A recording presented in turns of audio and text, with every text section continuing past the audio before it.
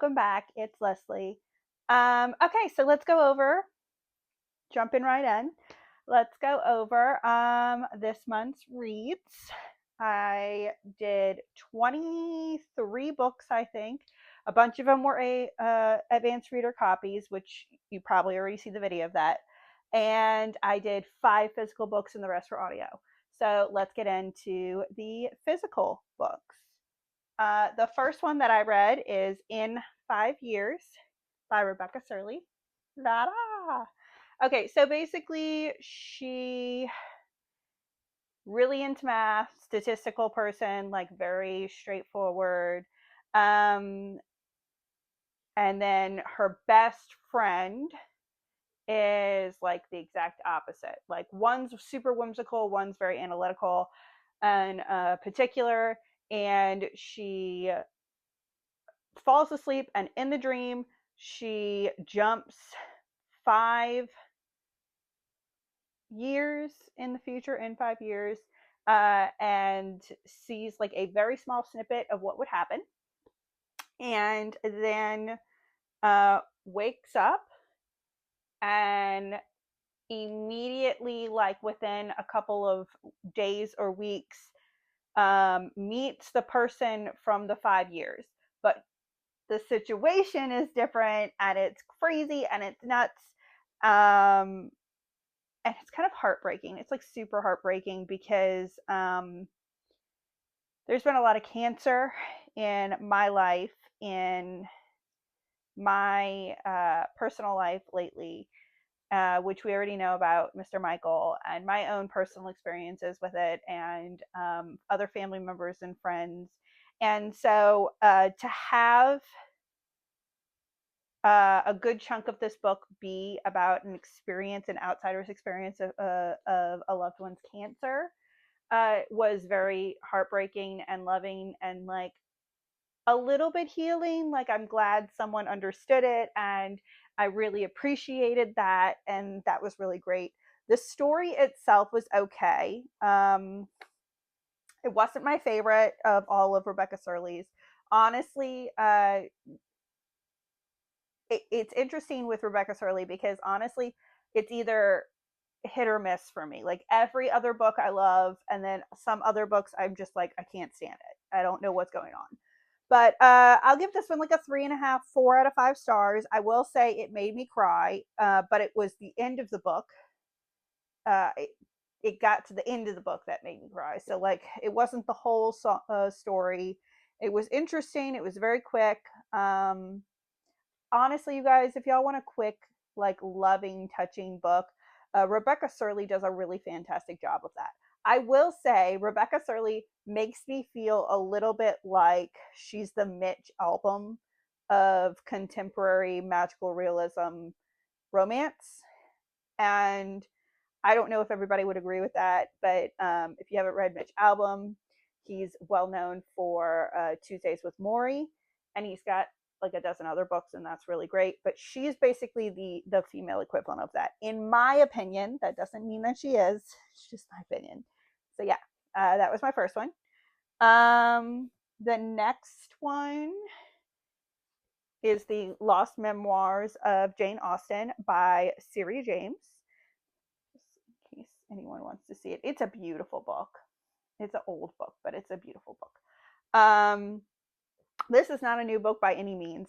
I will say, you guys, this freaking book is fucking amazing when it comes to taking little tiny bits of historical facts that we know about Jane Austen, because most people don't know very much about her life aside from what her siblings, Cassidy and Edward, and sometimes her other sibling, or I think sibling in law, James, wrote or said about her.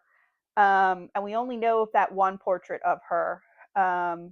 But Siri James does a fucking great job at bringing in the experiences of the knowledge that we do know about her. So we do know certain things, like she'd had a very, very short romance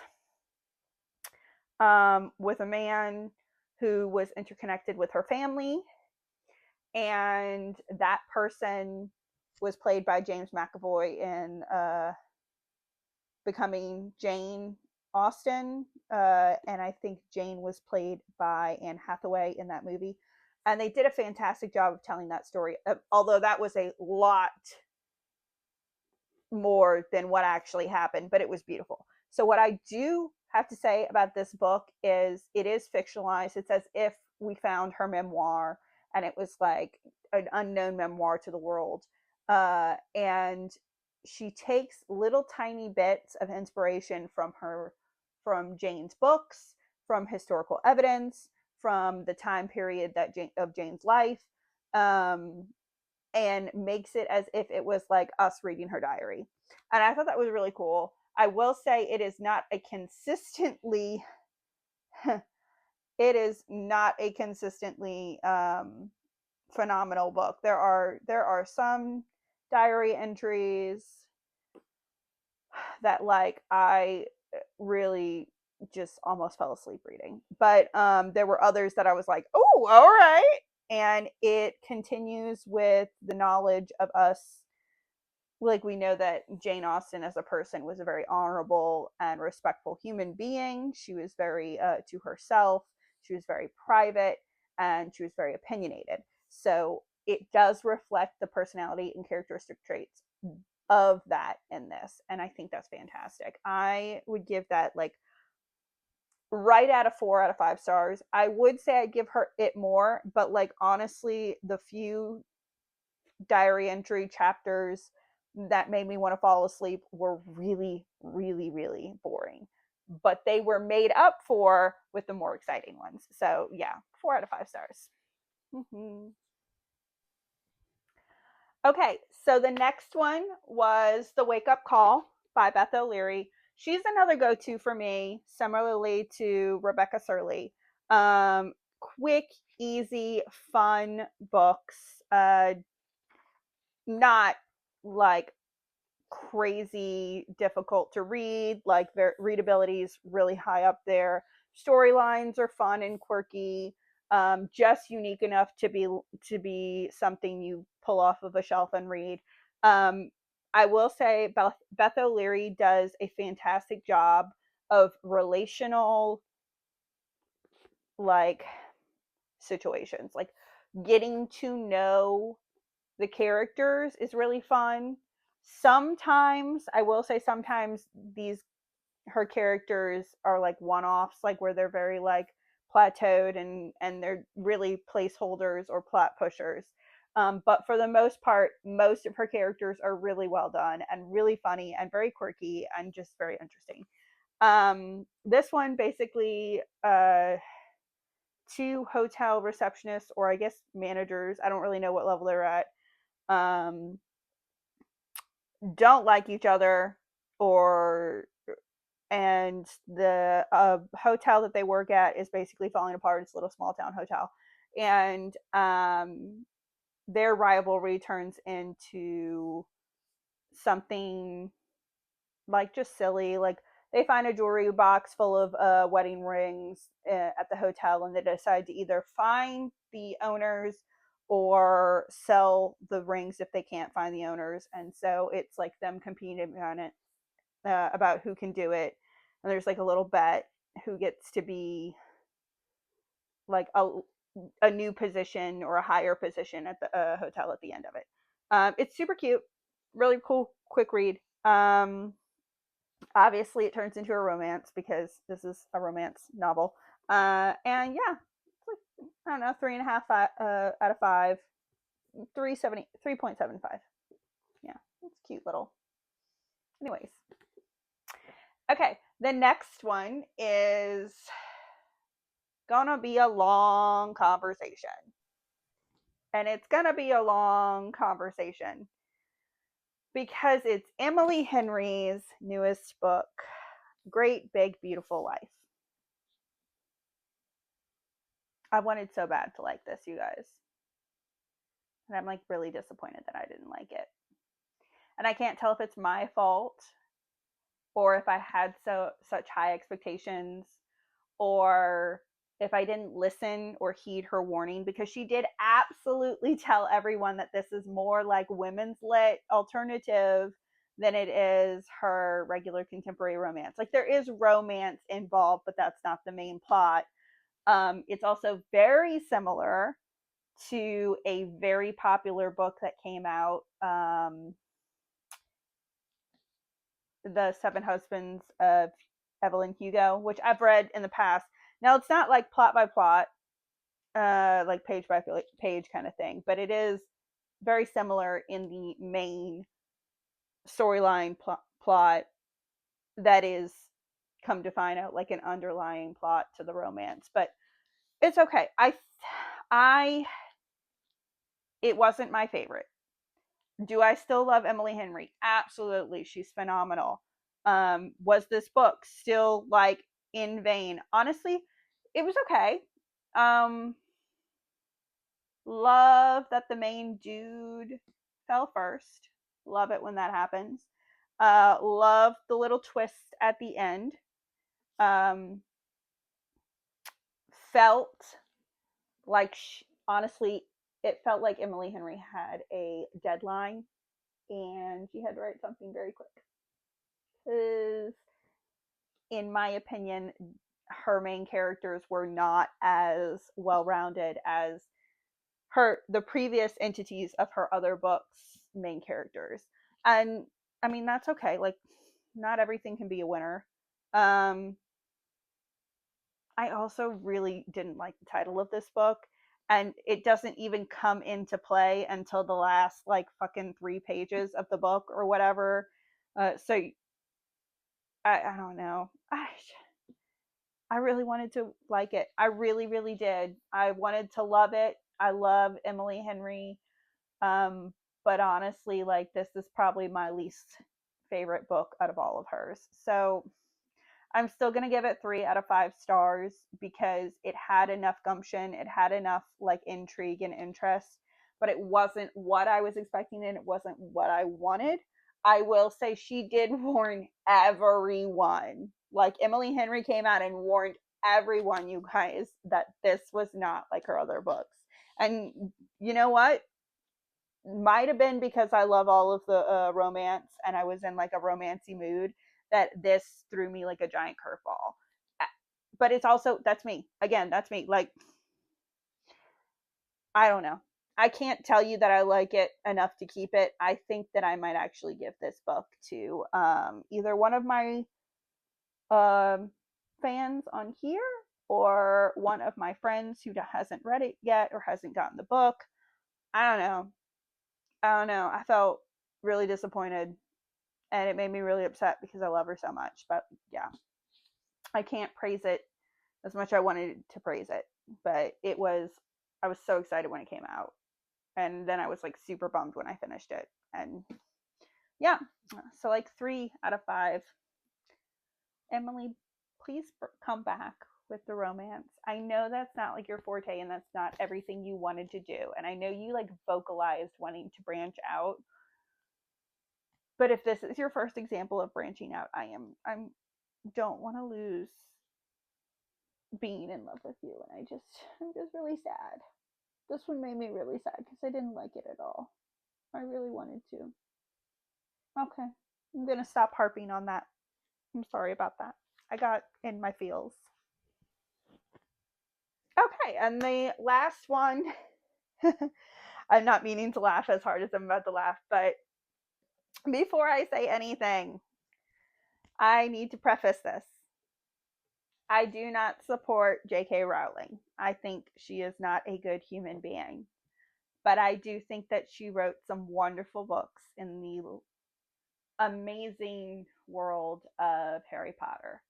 I do need to suggest that if you're branching out and introducing your children to Harry Potter, get the used books, go to a used bookstore.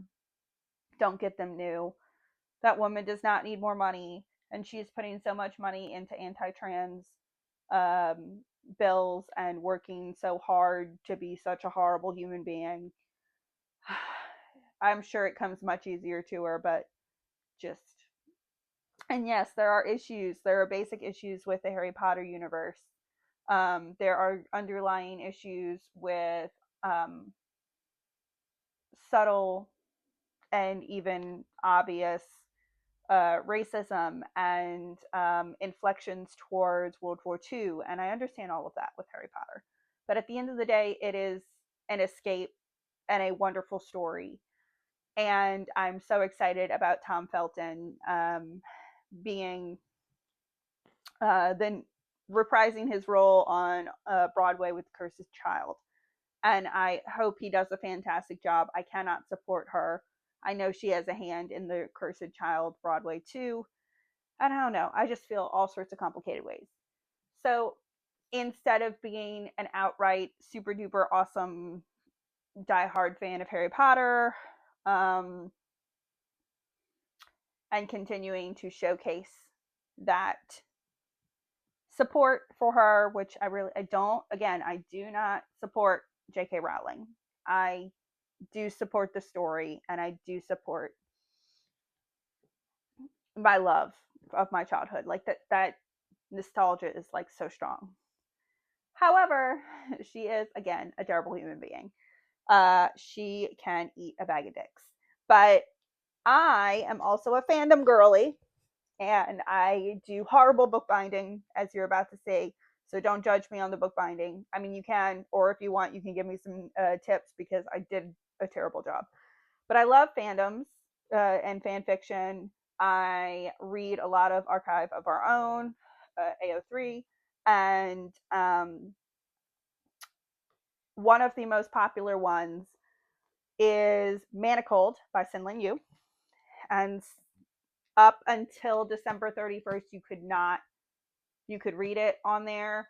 But Sinlin Yu, freaking got a book deal to rewrite Manacled, which is the fan fiction she's known for, um, into her own novel. And I'm so excited for her. And I think I already pre-ordered. If I haven't, I have it on my list to do like before it comes out. I'm so excited for her, and I'm gonna buy it. It's called Alchemized. But before it comes out, I wanted to bind and reread Manacled. And Manacled is a fan fiction. See, that's my. She's a chunker. Okay, she's at what? Goddamn, how many pages?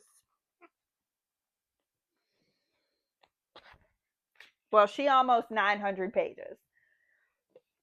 So anyway, in this, it is Voldemort 1, and instead of Harry is dead, and so is everyone else except Hermione and a couple of the women who have been forced into kind of a Handmaid's Tale kind of vibe because they're running out of people, and so they are forcing them to um, Jesus. Took a minute, had a buffer moment. That's okay. They're forcing them into sexual servitude. And yeah, it's the very complicated, very depressing, very all over the place, wonderful, tragic, heartbreaking, adventurous, dramatic story of Draco and Hermione. And it's kind of a romance, but it's kind of not. It's all sorts. And it's beautiful. And I love it. But yeah, it's so beautiful. And I did my own bookbinding. It's not a great bookbinding. It's simple, but the artwork in here is gorgeous.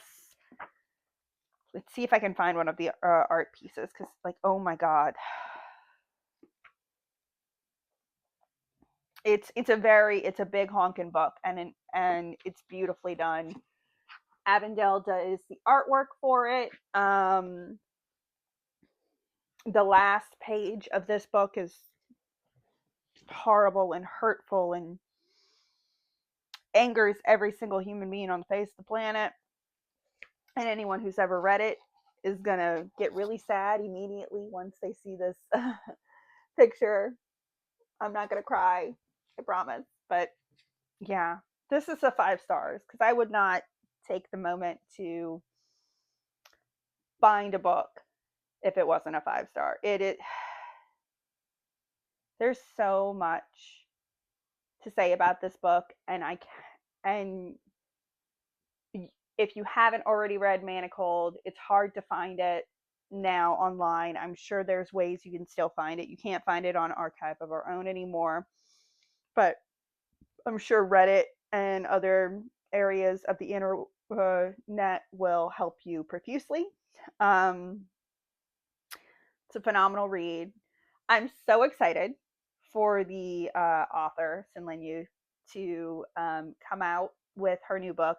I'm going to put the picture of her new book, Alchemized, right here so that everybody can read it. It's very similar to Manacled without, breaking any copyright law because J.K. Rowling is a bitch. But anyway, yeah, I'm so excited. I can't wait for everybody to see this, to read this, and to read Alchemized and yay, Sin Yu. And yeah, so 5 stars. That was my last one. This one took a solid week and a half to read because it's a lot. It's a honker. It's emotional, so you got to stop a bunch just to get your bearings, and then you feel kind of broken emotionally at the end.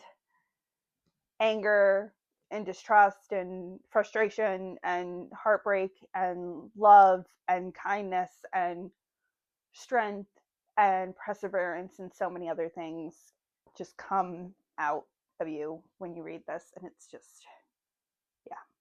So 5 stars on this one. I'm so glad I reread it. Hadn't for a while. Can't wait for Alchemized. And yeah, that was all of my books for this month. And I will be back in the next video. I'm going to take you on my journey of redoing my bedroom. I will probably not be in the video very much. It'll be a lot of slideshow and video and landscape, like decor video, less of my face. But yeah, I hope y'all enjoy that one too. Bye.